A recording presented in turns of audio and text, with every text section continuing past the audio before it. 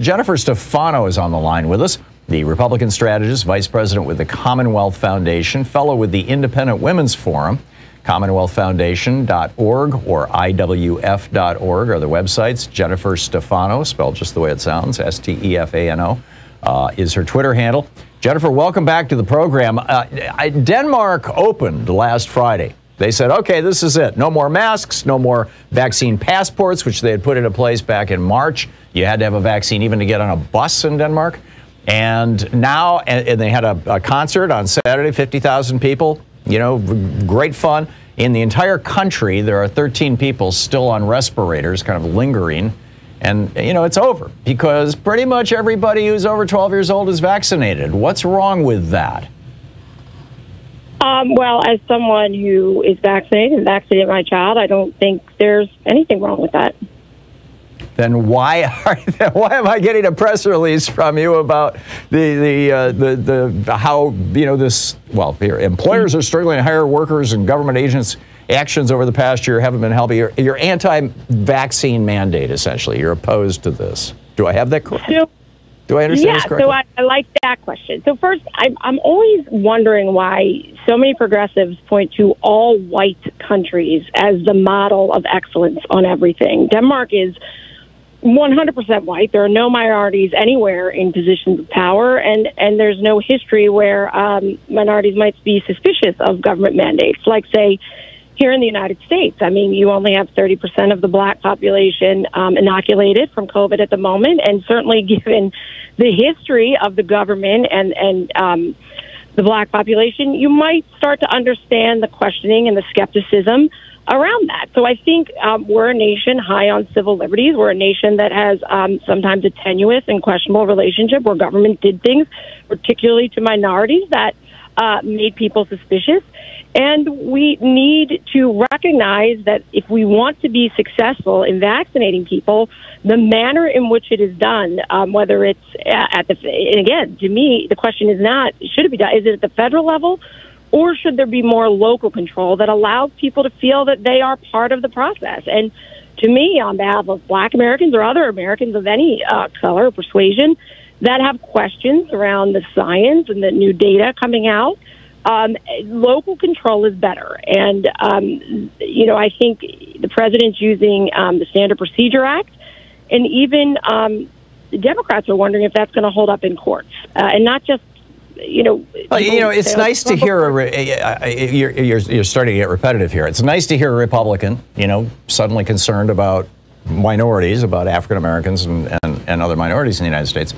But my question is, and very straightforward, we've got a disease that has killed 650,000 Americans, or a little less than that, but in that, you know, over 600,000 Americans. We've got a disease that is starting to hurt the economy. There is I think, a relatively credible conspiracy theory out there, which suggests that the only reason Republicans are trying to discourage Americans from getting vaccinated or are fighting the efforts of, you know, companies like United Airlines that are saying you get vaccinated or don't come to work, period. That the only reason Republicans are doing this is because you are hoping that if you can keep this death-dealing pandemic going in the United States. We have more cases in this country than any other country in the world, yet we're only 4% of the world's population. China, or India rather, has 4 times our population. They have fewer cases than we do because they're masking and things. If you guys I believe that Republicans think that if you can keep this thing going, if you can keep people dying, if you can keep hospitals in crisis, it'll shut down the economy, and that will hurt the Democrats in the election in 2022 and 2024, and it'll hurt the Biden administration. And that just seems crass to me. I'm not buying this, oh, we're worried about the black people stuff, Jennifer. I'm sorry. Okay, well, you don't know my race or my ethnic makeup, and I frankly don't care. It's not my point. My point is that we have people who are dying.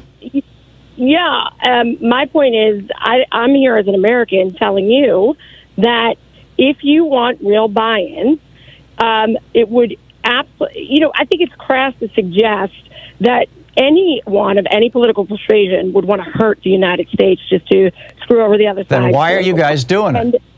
Well, you will recall that it was President Trump who was in power when the entire nation was shut down for a year. Until April 7th. Not for a year. No, on April 7th. I mean, let's just be really clear. No, let's be very clear about this, Jennifer. And that's a great point.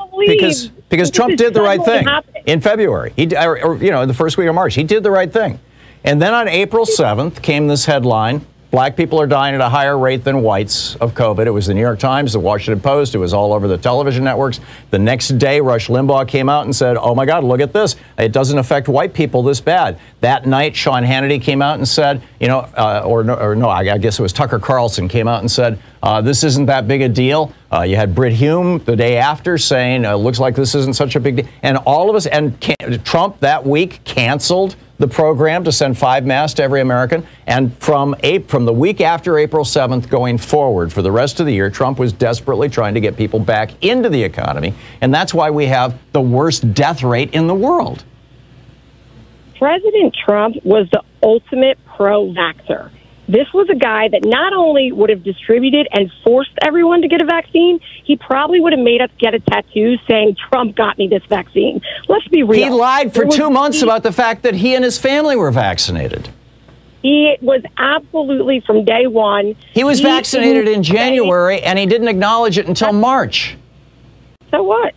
Why do you care? Well, you were just telling me that he's a big advocate of vaccines. Why did he hide it? Well, that's not my problem. He wasn't president then. He's a private citizen. But you brought it up. He doesn't. I brought it up because what I'm saying to you is when Donald Trump was president, from day one, he initiated Operation Warp Speed and said the United States is going to fast track a vaccine to the market and everybody's going to get vaccinated. And God bless him. You can hate him for all that you hate him for, but he did it. Yeah, God bless him for that. And that helped Moderna. Pfizer didn't take a penny of Operation Warp Speed, by the way. But why didn't he then, when Joe Biden came into the White House, why was there no plan to distribute them? And why was there only 100 million doses of vaccine purchased when, we're a country of 340 million people? We need at least 500-600 doses of vaccine. Well, since the United States Congress controls the purse string, you should ask the Democrats who were in charge of the Congress. No, Trump had the authority to do this. That's why he was able to buy 100 million doses. You want to hang this. President Trump got the vaccine, okay? So he was the ultimate. I'm telling you, we'd all have tattoos saying Trump maybe got this vaccine. He would have probably, God only knows how he would have forced it.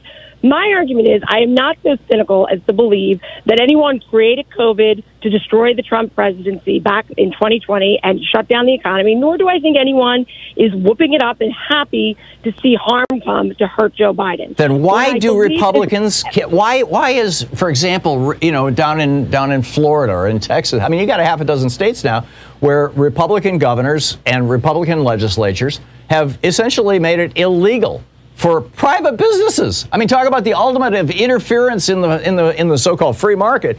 Private businesses to say, I'm not going to serve you if you're not vaccinated.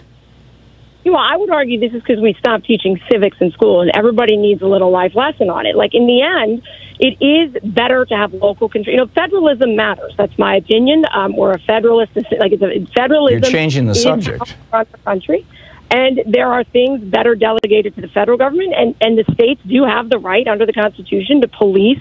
So why are they doing that? Why is Ron DeSantis doing something that is just nakedly, openly, obviously to everybody in the world, killing more Floridians? Why? So again, Florida's not that. That's local control. Do not bear that out.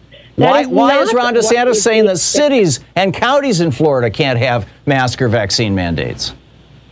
So Ron DeSantis is simply saying that the way they're going to get people healthy is to do what they've been intending to do, and you'll get more people by agreeing to come to this voluntarily than strong-arming it. And I think if you've seen the failure of trying to strong-arm people into getting the vaccine, if it worked. You mean like Denmark? If an all-white country, again, what does that have to do with it? Love, pointing to like almost 100% white countries as the model of excellence. What does that have to do with anything?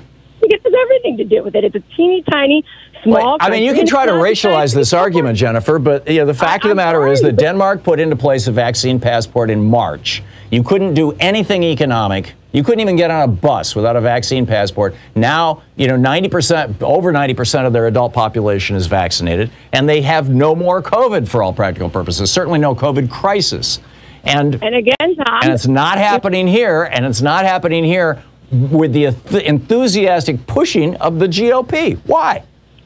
I would argue that because, Tom, guys like you and the Democrats continue to argue there can't be anything like voter ID and that would somehow disenfranchise black people. And now you're going to make everybody carry a passport. Voter ID? You're going to force everybody to get a vaccine and show a card, but you won't do it for voting. I think maybe the hypocrisy that continues to come out of leftism and leftist ideology is part of the reason people don't buy in. So the reason... It's only helpful... Let me finish this. Okay. All right, you have 30 seconds here. Yeah, there is a huge hypocrisy and a double standard that always displays in leftist ideology, and it ends up making people less trustful, less likely to be safe. So these Republicans who are not getting vaccinated, who are dying in droves, are doing it because of me. So I just want to say the left was equally as anti-vax prior to COVID. They were radical about it. 2014 in the Atlantic, the counties around LA, super blue, super Democratic, had lower vaccination rates than Sudan. There was no COVID then. It doesn't matter. You're not suddenly pro-vax because of COVID. These people let whooping cough come back. It's sad. I think I'm a vaccinated person. I'd like to see what you'd like to see, Tom. Everybody vaccinated? Yeah, I would like to see that. We'll agree on that.